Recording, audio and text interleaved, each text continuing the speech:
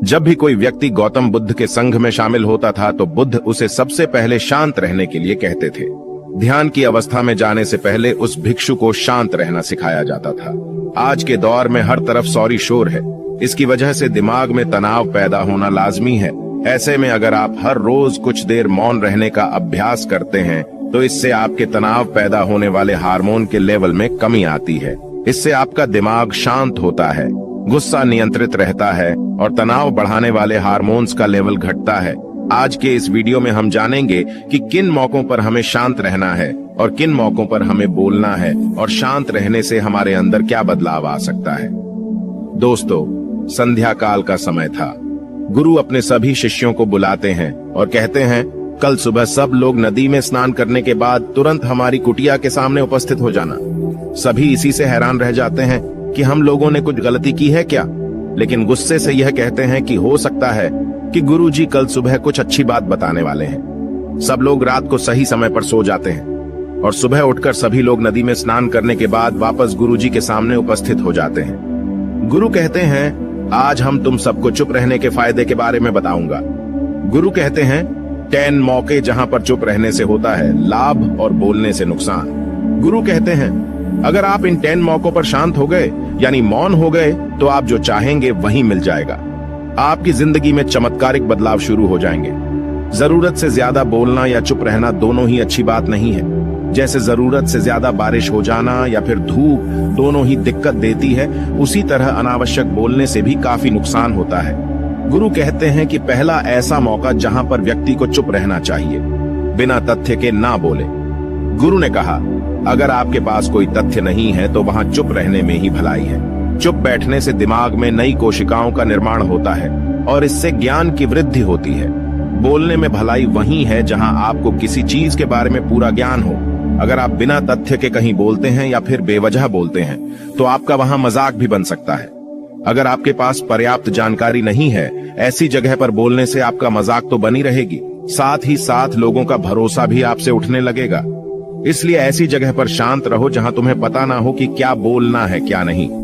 कई बार कुछ लोग ऐसे होते हैं जो हर जगह अपनी उपस्थिति बताने लगते हैं। उन्हें पता नहीं होता है कि हमें क्या बोलना है, लेकिन फिर भी बोलते जाते हैं और फिर बाद में दूसरे लोग उनके जाने के बाद उनका मजाक उड़ाते हैं। जब तक आपको उस तथ्य के बारे में अच्छा ज्ञान नहीं है, उसके बारे में पता नहीं है, तो वहां चुप रहना ही ज्यादा समझदारी है। गुरु ने कहा, दूसरा ऐसा मौका जहां पर व्यक्ति को चुप रहना चाहिए। शब्दों से न पहुंचे ठेस, अगर आपके शब्द किसी को मानसिक ठेस पहुंचा रहे हैं तो वहां चुप हो जाना चाहिए। कमजोर व्यक्ति के बारे में कुछ भी बोलकर आप महान नहीं बन सकते हैं। महान आप किसी कमजोर का साथ देने में बनेंगे। कई बार होता है कुछ लोग अपने से छोटे व्यक्ति को भला बुरा कहते रहते हैं। सामने वाला इंसान तो कद से आपसे छोटा है, वह आपको कुछ नहीं बोलेगा, लेकिन आप उसकी नजरों में गिरते चले जाएंगे। हो सकता है कि कल वह भी आपसे पद में बड़ा हो जाए। पद में आपसे जब वह बड़ा हो जाएगा तो आज जो रवैया आपका उसके साथ है, आने वाले समय में वह भी आपके साथ वही करेगा। आप किसी को नीचा दिखाकर बड़ा नहीं बन सकते हैं। बड़ा बनना है तो अपने से छोटे लोगों का इज्जत भी करना सीखें और साथ ही साथ बड़े लोगों का भी सम्मान करना चाहिए। लोगों को लगता है कि अगर वह अकड़कर बोलेंगे और सामने वाले को नीचा गिराने की कोशिश करेंगे तो वह बड़े बन जाएंगे, तो यह उन सब की भूल है।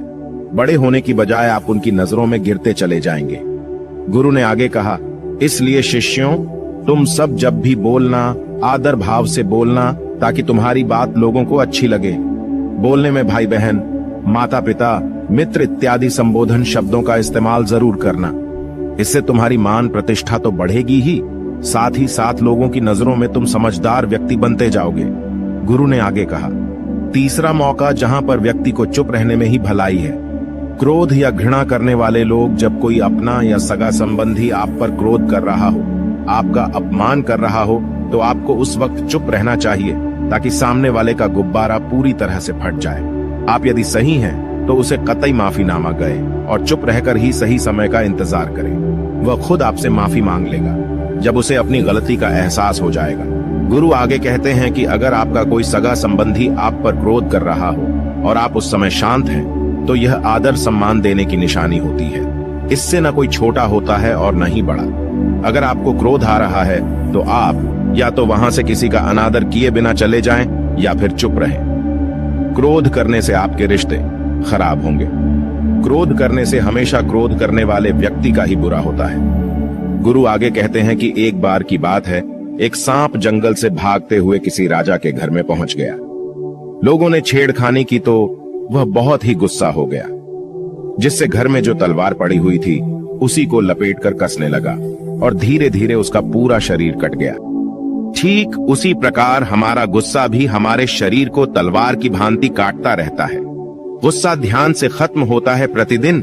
अगर आप ध्यान की मुद्रा में बैठे हैं तो आपका गुस्सा आपके नियंत्रण में रहेगा।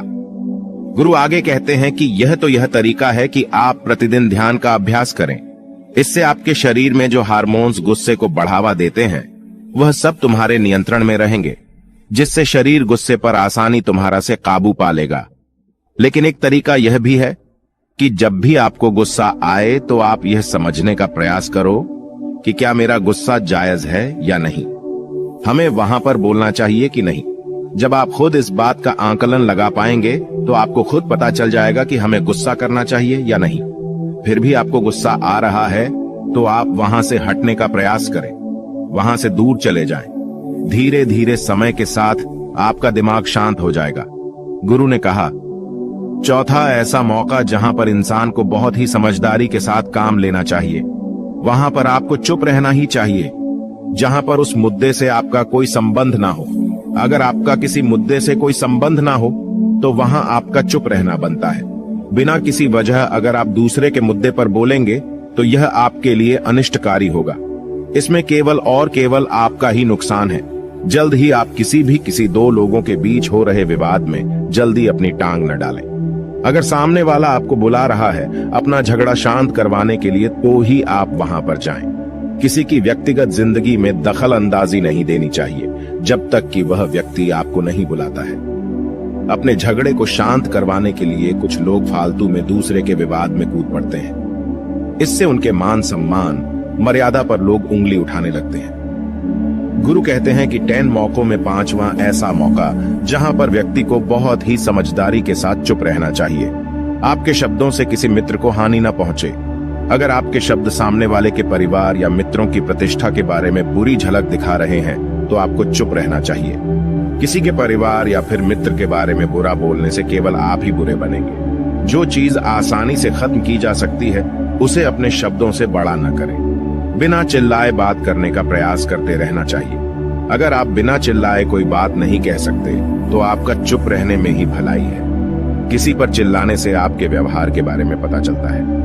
ज्यादा बोलने से चीजें हमेशा खराब ही होती हैं। कई बार कुछ रिश्ते ज्यादा तेज बोलने की वजह से टूट जाते हैं। इसलिए अपनी आवाज में मीठापन लाएं। आपके शब्दों से आपके दोस्त को हानि नहीं पहुंचनी चाहिए। कभी कभी दोस्तों के जब हम मजाक हैं तो रहे कि आपके शब्दों से किसी का अनादर ना हो। मजाक को भी हमेशा शब्दों के मायने में ही रखें। जहां किसी को शब्दों से चोट लगे वहां चुप हो जाएं। ज्यादा बोलने से हमेशा नुकसान ही होता है। किसी और की प्रतिष्ठा को अपने शब्दों के माध्यम से उसे हानि नहीं पहुंचानी चाहिए। यदि आपके शब्दों से किसी और की प्रतिष्ठा को ठेस पहुंच रही है तो वहां आपको चुप हो जाना चाहिए। जब कोई व्यक्ति आपके सामने नहीं है तो आप उस व्यक्ति के बारे में बुरे शब्द किसी तीसरे व्यक्ति के सामने न बोलें। गुरु कहते हैं, छठा मौका जहां पर व्यक्ति को चुप रहना चाहिए, जब कोई कर रहा हो किसी की बुराई। जब कोई आदमी आपके सामने किसी तीसरे आदमी की बुराई कर रहा हो तब तुम्हें चुप रहकर बस सुनना चाहिए। अपनी राय व्यक्त नहीं करना चाहिए, क्योंकि जो आज आपके सामने किसी तीसरे की बुराई कर रहा है वह कल किसी और के सामने आपकी बुराई भी कर सकता है। यदि आपने कुछ कहा है तो नीति शास्त्र के अनुसार जो अपने मुंह को बंद रखता है और बुद्धि से काम करता है वही इंसान समझदार होता है। बिना जरूरत के बोलना, किसी के बारे में किसी के बीच में बोलना यह गलत बात है। कभी कभी हमारे लिए बुद्धिमानी इसी में होती है कि हमें अपना मुंह ऐसी जगह पर नहीं खोलना चाहिए। गुरु आगे कहते हैं कि 10 मौकों में 7वां ऐसा मौका जहां पर व्यक्ति को चुप रहना चाहिए, जब कोई नहीं समझे आपकी भावना। यदि आपको लग रहा है कि कोई व्यक्ति आपकी भावना, दुख या परेशानी को शब्दों में नहीं समझ रहा है, यदि आपको लग रहा है कि सामने वाला व्यक्ति आपकी भावना या दुख को या आपकी जो परेशानी है उसको वह समझ नहीं पा रहा है या समझने का प्रयास ही नहीं कर रहा है या वह आपको ध्यान से सुन ही नहीं पा रहा है, तो ऐसे व्यक्ति के सामने आप चुप ही रहें, क्योंकि ऐसे लोगों को आपकी भावना या दुख से कोई मतलब नहीं होता है।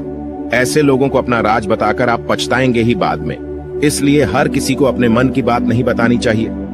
अगर आपको लग रहा है कि सामने वाला आपकी बात को नहीं समझ पा रहा है, आपकी भावनाओं को नहीं समझ पा रहा है, तो वहां पर आपको नहीं बोलना चाहिए, क्योंकि आज में आपका मजाक ही बन जाएगा जब आपको लगने लगे कि सामने वाला आपकी भावनाओं को ठीक तरीके से समझ रहा है। आप जो कह रहे हैं वह ठीक से सुन रहा है, तभी आप उसे अपनी बात कहें। गुरु कहते हैं कि 8वां मौका जहां पर आपको चुप रहना चाहिए, जब कोई इंसान अपना दुख व्यक्त करे। यदि कोई इंसान अपने दुख या परेशानी को आपको बता रहा है, तो इसका मतलब यह है कि वह आपको अपना समझ रहा है। ऐसे में तुरंत ही उसे समाधान बताने के बजाय चुप रहकर उसके दुख या समस्या को सुने। उसके दुख या समस्या को किसी और को न बताएं। वह इसलिए नहीं बता रहा है कि उसकी समस्याओं का समाधान कर देंगे, बल्कि वह इसलिए भी बता रहा है कि सामने वाला उसकी बात को समझ रहा है। कई बार बताने से दुख कम हो जाते हैं। आपको अपना दुख इसलिए बता रहा होगा कि उसे लग रहा है कि आप उसकी बात को समझ रहे हैं। दुख बांटने से कम हो जाता है। इसलिए जब कोई व्यक्ति अपना दुख आपसे व्यक्त करे, तो आप चुप मारकर उसकी बात को बहुत ही ध्यान से सुने, ताकि उसके दुख कम हो जाएं। उसके मन का बोझ हल्का हो जाए, क्योंकि उसके मन में जो भी बातें थीं, वह आपको सब बता दिया। गुरु आगे कहते हैं कि 10 जगहों में 9 ही ऐसी जगह जहां पर आपको चुप रहना चाहिए। जहां पर दुष्ट प्रकृति के लोग रह रहे हों और गाली गलौज कर रहे हों, तो आप वहां पर मत जाइए। ऐसी जगहों से आप चुपचाप निकल जाएं, अर्थात अपनी प्रतिक्रिया दिए बिना आप वहां से चले जाएं, क्योंकि जिसकी जुबान खराब होती है, जो दुष्ट प्रकृति के लोग होते हैं, उनको आप ऐसे समय में नहीं समझा सकते हैं। जब उनका दिमाग पूरी तरह से शांत हो जाए, तभी वह आपकी बात सुनेंगे। इसलिए जहां पर दुष्ट प्रकृति के लोगों आपकी बात को न मानते हों और न ही सुनते हों, तो आपको वहां पर नहीं बोलना चाहिए। गुरु कहते हैं कि 10 माह ऐसा मौका जहां पर आपको शांत हो जाना चाहिए। अपनी सफलता का राज हर किसी को न बताएं। कई बार होता है कि कुछ लोग जो सफलता को बहुत ही जल्दी अर्जित कर लेते हैं, वे हर जगह अपनी सफलता का ढिंढोरा पीटने लगते हैं। ऐसे में क्या होता है कि कई लोग आपकी सफलता से खुश नहीं होते हैं। अगर आप अपनी सफलता का जबरदस्ती लोगों में ढिंढोरा पिटवा रहे हैं, तो लोगों की नकारात्मक ऊर्जा आपको प्रभावित कर सकती है। जब आप सफल होंगे, तो सबको पता चल जाएगा कि आप सफल हो गए हैं। ढिंढोरा पीटने से नुकसान आपका ही होगा। इतना कहकर गुरु ने कहा, शिष्यों, आज के लिए बस इतना ही। अगर तुम सब मेरी इन 10 बातों को अपने जीवन में अपना लेते हो, तो तुम सब काफी हद तक परेशानियों से बचे रहोगे। यहाँ से जाने के बाद मेरी यह बातें आपके जीवन किसी वरदान से कम साबित नहीं होंगी। दोस्तों, मुझे उम्मीद है इस वीडियो से आपको बहुत कुछ सीखने को मिला होगा। अगर आप नए हो तो हमसे जुड़ने के लिए इस चैनल को सब्सक्राइब करना मत भूलिएगा।